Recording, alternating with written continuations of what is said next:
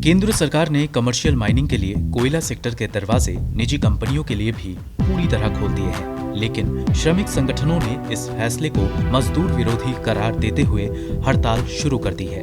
हड़ताल के पहले दौर में 5 लाख कोयला श्रमिकों ने पिछले हफ्ते 3 दिन की हड़ताल की, जिन्हें AITUC, C2, EC2, INTUC, BMS और HMS का समर्थन हासिल था। मजदूर संगठनों की मांग है कि केंद्र सरकार निजी कंपनियों के लिए कमर्शियल खनन का फैसला वापस ले। इसके अलावा कोयला उद्योग के निजीकरण को रोकना, ठेका मजदूरों के लिए वाजिब मजदूरी और राष्ट्रीय कोयला वेतन समझौता को पूरी तरह लागू करने जैसी मांगे शामिल हैं।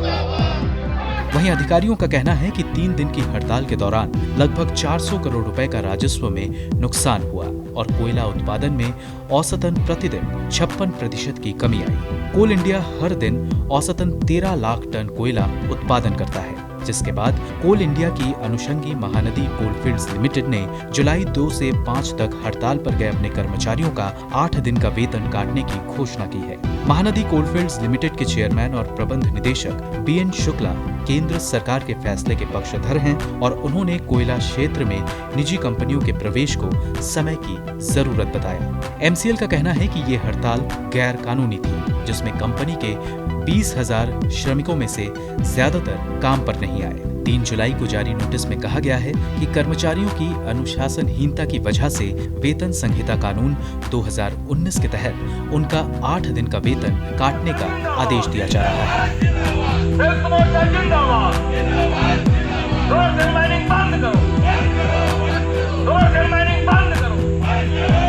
ये दूसरा मौका है जब श्रमिकों का वेतन हड़ताल की वजह से काटा जा रहा है। इससे पहले 2010 में भी इसी तरह का आदेश जारी किया गया था। उस समय कर्मचारियों का एक वर्ग 1 दिन ही हड़ताल पर गया था। अब यूनियनों ने 18 अगस्त को अगली हड़ताल की तारीख रखी है, जो कमर्शियल कोयला खनन के लिए बोलियां लगाने का अंतिम दिन है।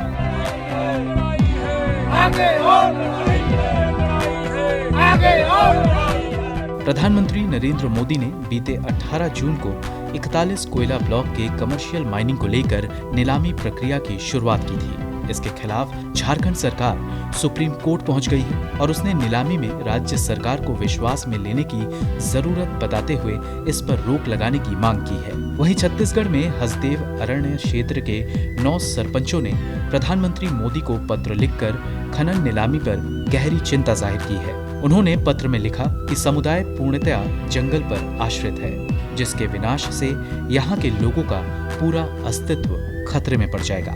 इधर कोल इंडिया ने मजदूरों से हड़ताल पर नहीं जाने की अपील की थी। एक ट्वीट में कोल इंडिया ने कहा है, बेफिक्र रहें, वाणिज्यिक कोयला खनन से कोल इंडिया के लिए कोई चिंताजनक बात नहीं।